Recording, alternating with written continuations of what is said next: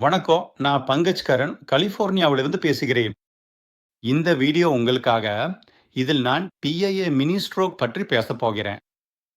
PIA mini stroke என்று அழைக்கப்படுகிறது.